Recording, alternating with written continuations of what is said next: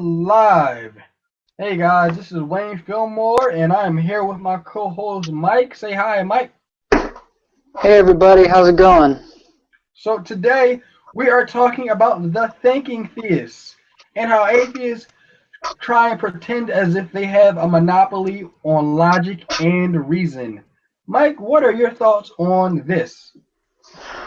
Well, whenever I talk to an atheist on the internet, which more than likely is probably a militant atheist, the type that actually thinks that, theism is just the most illogical thing on the planet, that's fine, you can think that, but you can't tell me that because somebody differs from your point of view and that you're fully invested in opinion, that nobody else can think of something else, and that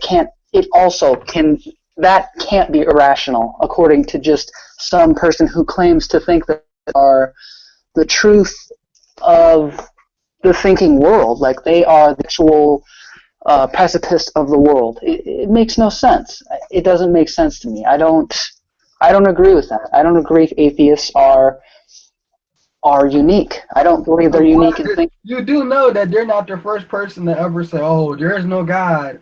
There is Yeah, people. yeah, it's true. But when it comes to honestly, atheists, they make almost no population on the planet. None. In fact, their ideas are it's so low in opinion. Like so few people think that a god or a goddess or some theistic type of viewpoint is the way of life. They're the only ones that don't. They're 90. It's their 2% to like about 98% of the population of the world that thinks differently from them. And people are convinced because of Hollywood and television, and because they're so over. They get too much airtime. Yeah. Yeah, well, I mean, a lot of people in Hollywood, they I wouldn't even say a lot of people in Hollywood are atheists. A lot of people in Hollywood are Jewish.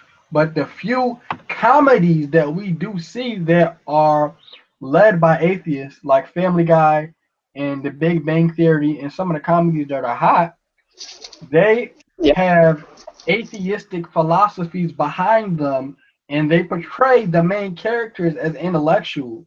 So a lot of people may get the sense that maybe an atheist might be smarter than me because the TV says so. But that's not really smart either, because when was the last time we believed anything on TV?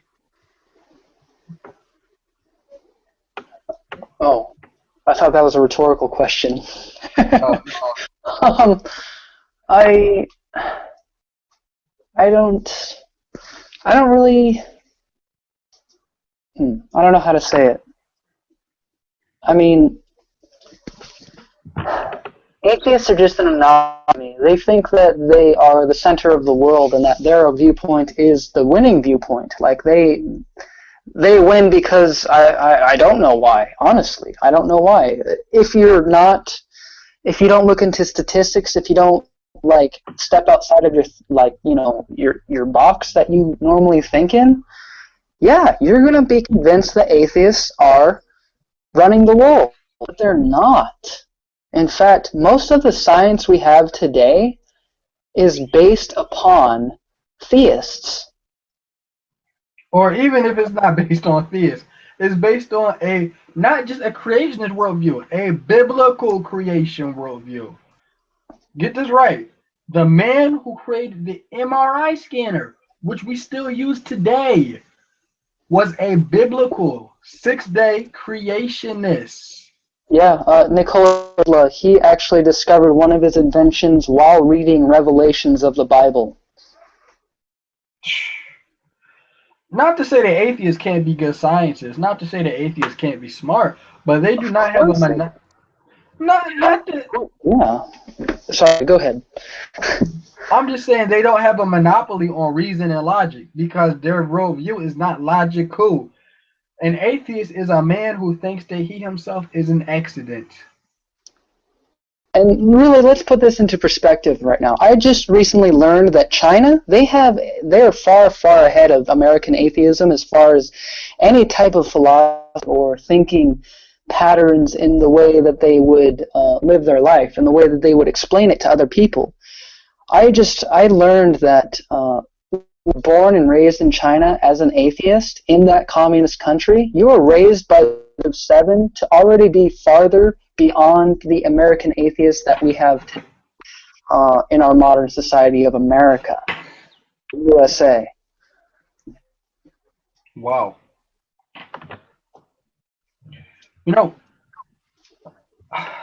one of the atheists who really just gets like grinds my gears is that freaking Seth MacFarlane. He thinks he is so funny. His movies are terrible. His TV shows are crap, and he's not as smart as he thinks he is. Um, I've noticed a lot of atheists. They all have that demeanor as if they're so intellectual. Dude, is this like a spirit, like the spirit of atheism, where everybody thinks like because you're atheist, you're a philosopher? We have people who are trying to put a monopoly on science who are not scientists.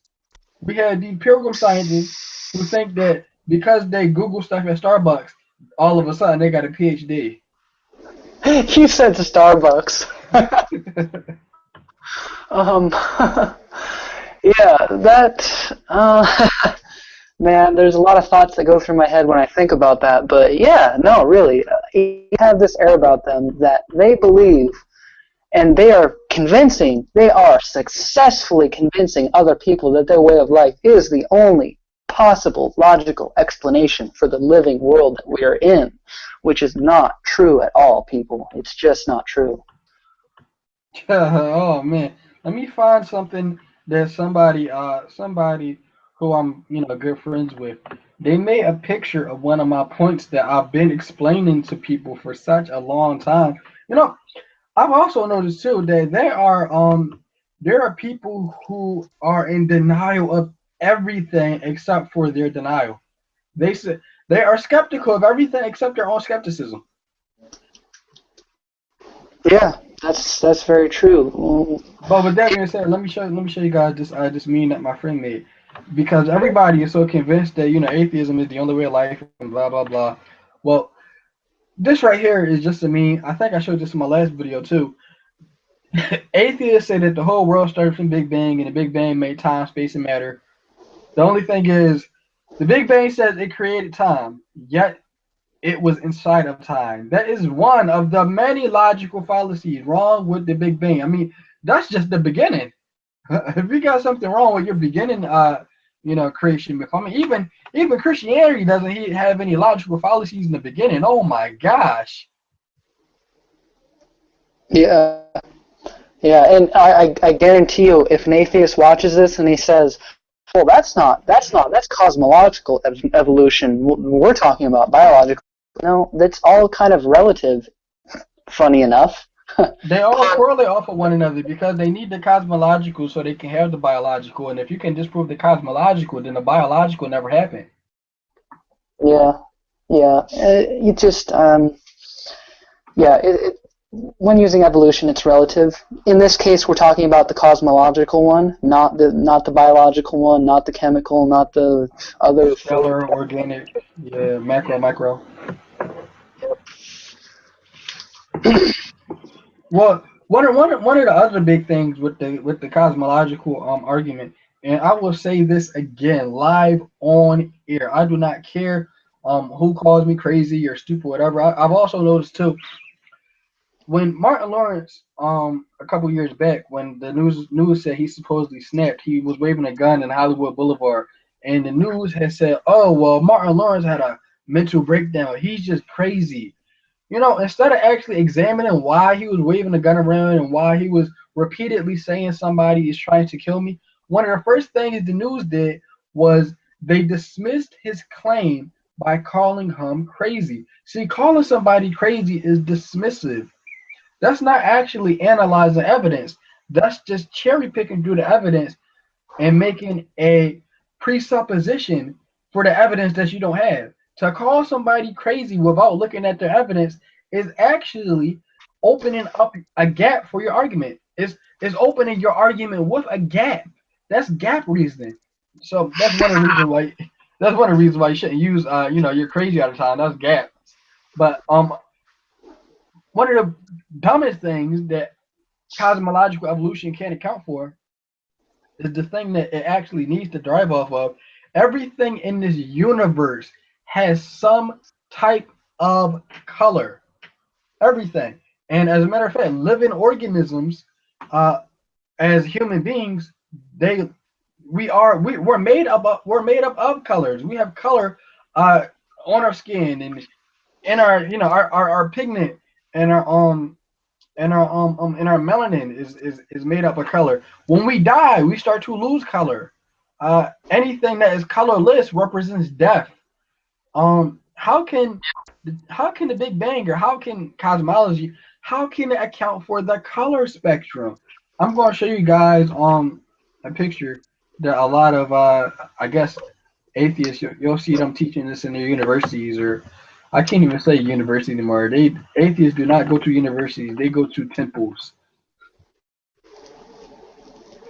But here's something that I think we all ought to just look at, because there's a logical fallacy within this that I don't think a lot of people will catch. Mike, what's one of the first logical fallacies you can see within this poster?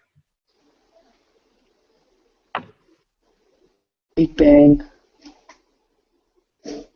Yeah, 14 billion years.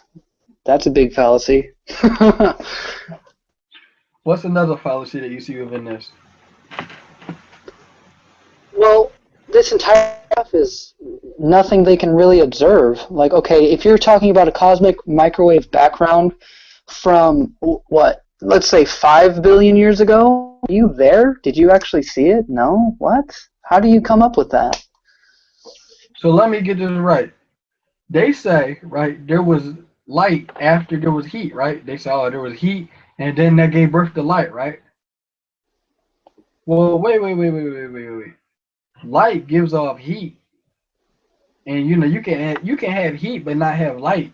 But if the Big Bang was a big explosion that started off like this, so first they're saying the light was made here, but in the beginning it started off with light because an explosion causes light. So did the light start here, or did the light start at the Big Bang? I say I like to leave them a little room to be able to explain. I don't like to choke them to death and be like, well, you can't explain that. Well, they probably can, just they haven't thought of it yet. Yeah, So, well, here's another thing for that. Like I said, that's science of the gaps. For every gap they have, all they say is, well, we don't know. But once we find out the answer, we're going to fill that gap. Well, what are they going to fill the gap with? A natural cause. yeah, the string theories really get me. Like the superstring theory and then the bosonic string theory. The 26th dimension? Come on, guys, really? That's a big, gigantic gap. We barely know what the 10th dimension looks like, and in a naturalistic worldview, you are not a 26th dimension can't exist in your worldview. The only dimensions that exist are the ones that we can observe and test and repeat. See, Technically speaking, anything can exist in their worldview. Nothing is short of possible. Even a god, if that were a thing. But atheism is literally the okay, it's not a lack of belief. No, it's not actually a lack of belief. It's actually a positive assertion that you are pretty darn certain that any type of theology, any type of theistic thinking is not an option. So that entirely eliminates that aspect of things. So anything other than that is possible to an atheist. Anything other than that. well, yeah, and then like I also say, Christianity is a lack of belief that atheism is true. So I mean, we can play that game too. Yeah, we should start changing our definitions just so we can match their type of Or their. then I love it. I love it when they say that's not how evolution works. I'm like, I agree. Evolution doesn't work like that. That's why I'm trying to explain to you that microevolution is true. And they're like, no, evolution doesn't work like that either. I'm like, oh, so how does it work? And then they're like, well, we don't know, but we'll find out later. Oh man, that one kills me. I don't like it when they say that. One day, and then notice how they try and say science, right? Science will one day fill in the gap for blah blah Yeah, blah. Whoa. that's one Science of will fill in the gap for that, or naturalism will? Yeah, no, dude. They talk about science, the title of science, as if it's a god in itself, like it's an actual living thing. And that never made sense to me. Like, why would you say it like that? Why don't you say scientists will figure it out at some point? Like, you taught science in its entirety as an entire thinking oiled system. What? Science itself is just a title. Uh, it, it doesn't scientists make up for what is in or how science functions. Like it's the observation of, it's not an actual thing. Oh yeah. Well, I had an atheist actually tell me that a tree was alive. So I Uh, said no. I said no wonder we're slaughtering babies when we start believing that trees are alive and babies are not. yeah, that's true. But I actually I probably agree with that. I do think trees are actually alive. They're not they're not Well, alive on the same. not in the biblical sense. The Bible says, that things with life are things that have the breath of life inside of it. So, from like a biblical aspect. But remember, we change definitions and stuff as we, get. That's a good point. I didn't think of it like that. They are not made in like a bipedal or quadrupedal aspect, or even like a slug or something. Yeah. So I mean, even on that thing, I mean, a tree is not alive. Just like saying a blade of grass or a apple is alive. A tree is not alive. Herbs are not alive. We may call them living organisms, but we have different classification systems than what they had a couple thousand years ago. And honestly, I think we should have stuck to the classification system they had a few years ago, rather than the ones that we have today. They actually made a lot more sense. Now, we got all these different species and variations and everything. You know, that's just us thinking that we're smarter than the people who were here 4,000 years before. Funny thing is, they lived a lot longer than we did. So if you live to be like 600, 500 years old, you're going to learn a whole lot. That's true. But I mean, thank God for books, I guess. Well, what's the point of them leaving us a book and they don't want to read the book because, oh, this book is old. This book is outdated.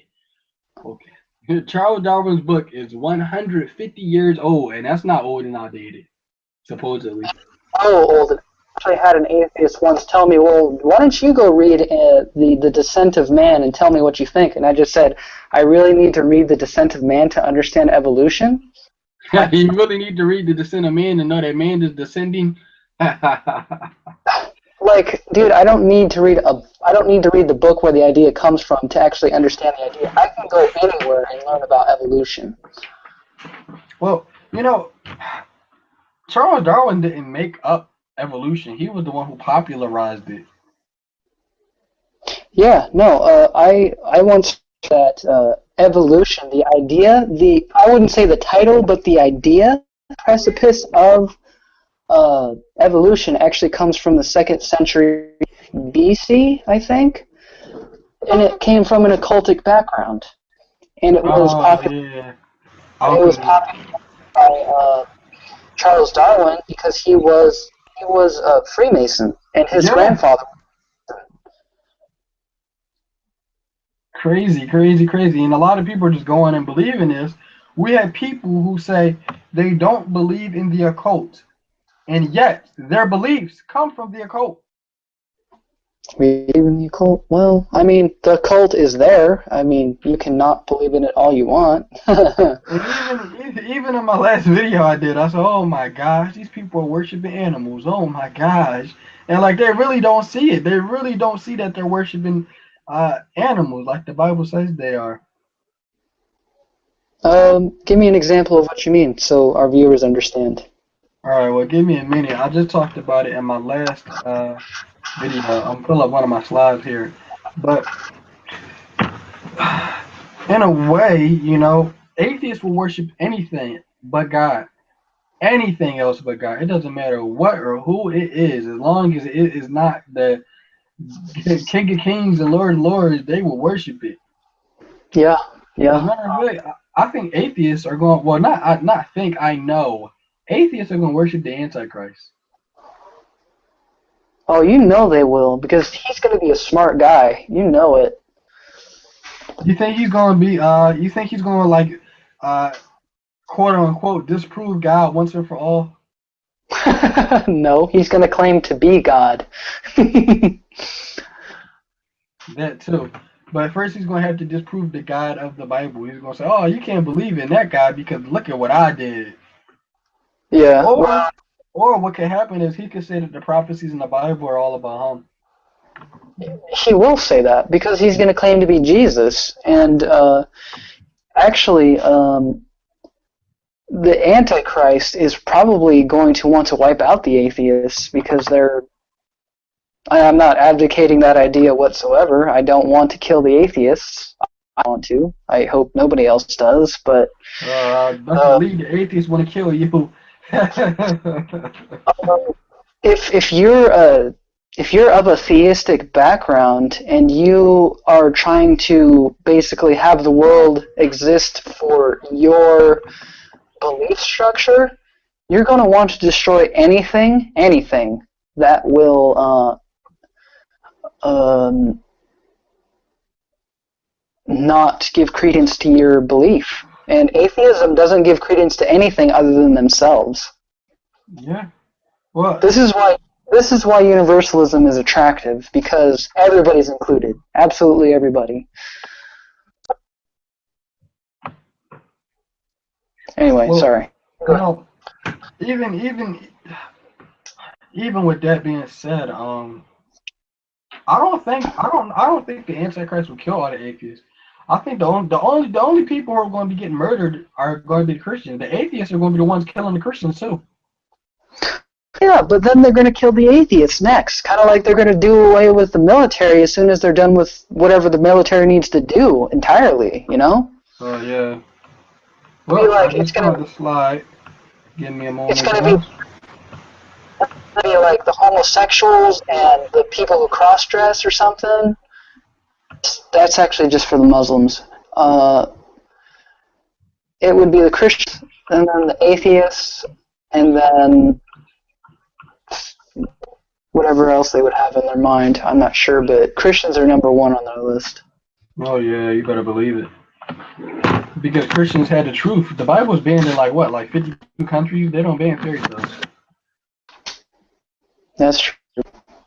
Well, if you can see my screen, can you see my screen, Mike? Yes, I can. All right. Yeah, this is my awesome slide that I did. My slideshow I did for the video I did earlier.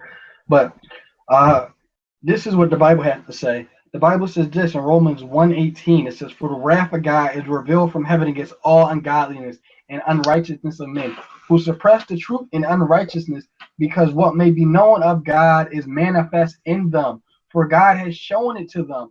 For since the creation of the world, his invisible attributes are clearly seen, being understood by the things that are made, even his eternal power and Godhead, so that they are without excuse. Because although they knew God, they did not glorify him as God, nor were thankful, but became futile in their thoughts, and their foolish hearts were darkened. Professing to be wise, they became fools, and changed the glory of the incorruptible God into an image made like corruptible man, and birds, and four-footed animals, and creeping things." Romans 1:18-22. And this is what I mean when I say that they worship animals. Look at them.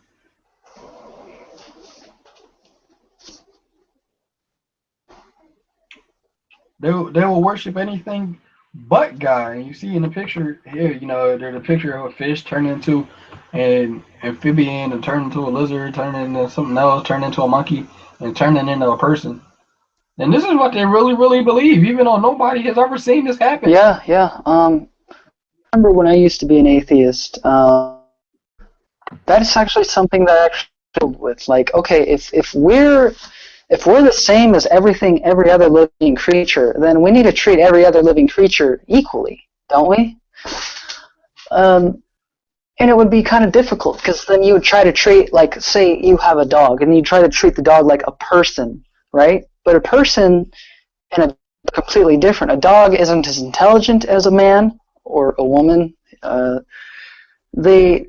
Dogs aren't under the same types of laws that man is under because they're so simple-minded. You know, like let's say I bit somebody, right, and then I go to prison. If a dog bites somebody, it's going to die more than likely.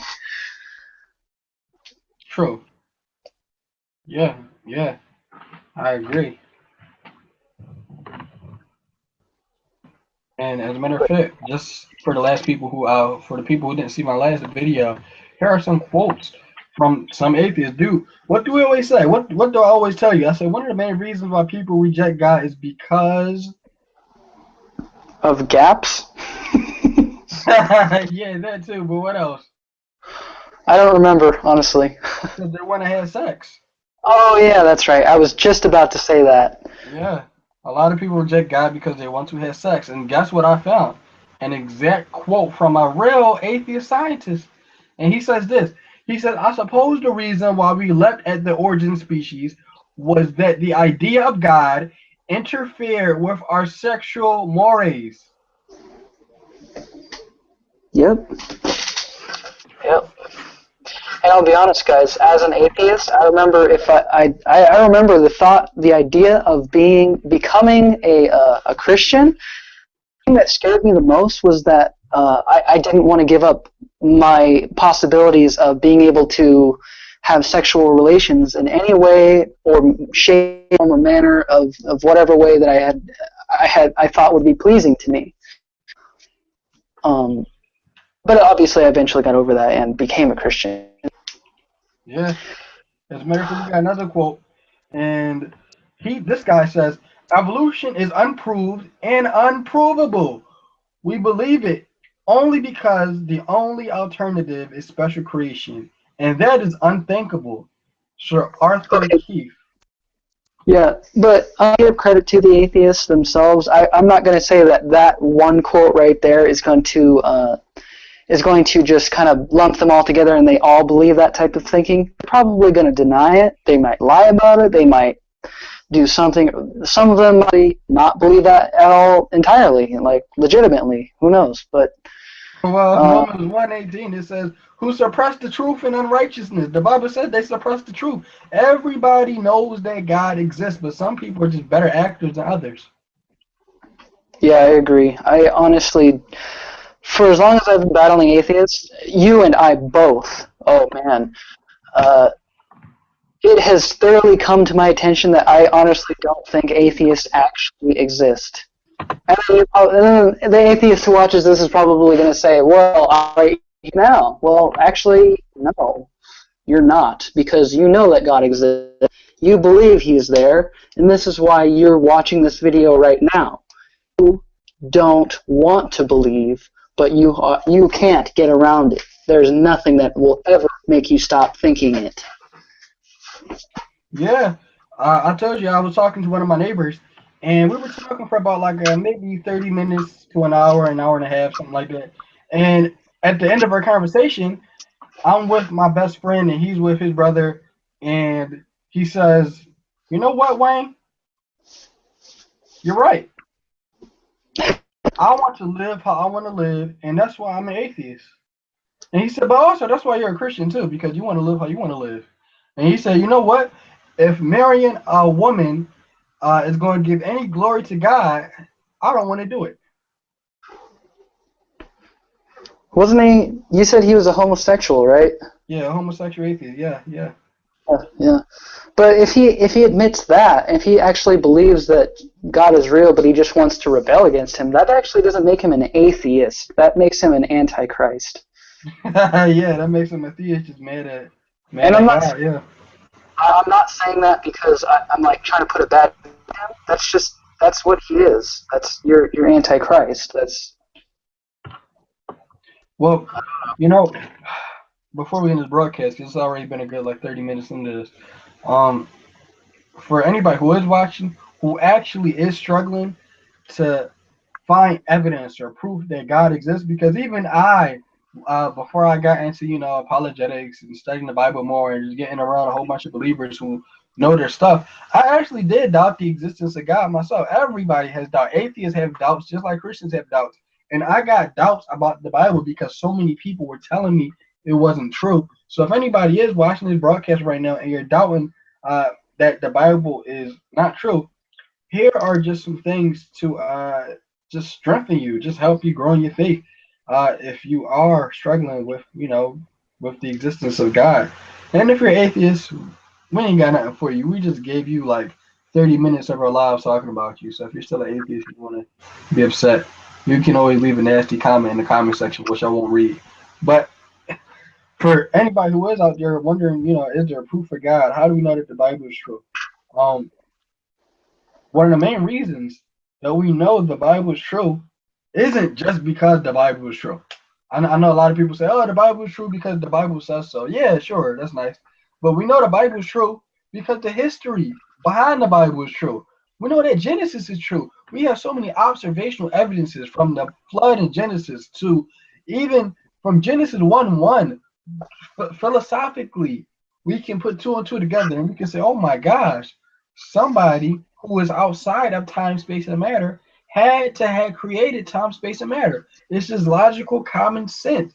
The Bible starts off saying, in the beginning, God created the heaven and the earth. The Bible doesn't start off saying, this is why you should believe in God. Or, you know what, we know you're going to doubt God. We know that. So here are just some of the evidences and the proof that the God of the Bible did it. No, the Bible doesn't start off like that. A God who has to prove himself to his creation, a God who has to prove himself to atheists is a weak God.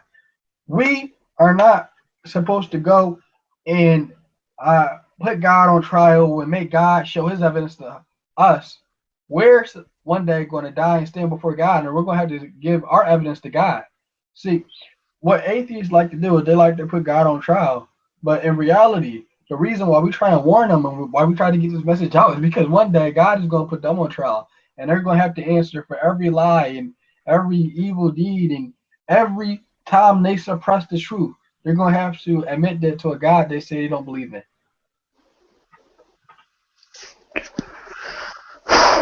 Yep, all very true. And I want to give this little tidbit out there before we wrap this up. I'm not much of a mathematician. I'm not a math guy at all. In fact, math is so weak. It's kind of hilarious. But I recently learned the probability of, first off, zero probability equation, and the probability of evolution happening. So zero probability is the equation of 1 in 10 to the 50th power, right? That's a pretty big number. Like when it goes beyond that number, scientists and mathematicians consider that number to be technically impossible. It just doesn't happen. So for evolution to happen, it is 1 in 10 to the 950th power. Now, I can't calculate the gap between the first number I said, or the first equation I said, and the second one, but I am pretty certain that number is so large, so mind-bogglingly large, that evolution is so laughably impossible that it shouldn't even be science. And here's one of the last things before we actually do wrap this up, and this is the last thing. If there is proof that evolution is true, why don't they show it to us? I mean, where is this ultimate proof that's supposed to shut us up? Because, I mean, if there were proof of evolution, I'd quit my job doing this right now, and I'd become a evolution idolater just like the rest of them. But I haven't, because there isn't any proof. There isn't any proof they have to shut up every. If there were any proof of evolution that was so massive, that was so great, everybody would become an evolutionist. And we know evolutionists make up, or atheists make up at least like 2% of America. And maybe the people who believe in evolution, maybe, what do you say? Maybe about like 20% maybe? 20% for what? Theistic evolutionists? Oh, I actually don't know. I think it's like 50% or something in America. 50, 40%, something like that maybe. But with that being said, I mean, like, everybody isn't believing in evolution because some people know this is just dumb. It's dumb.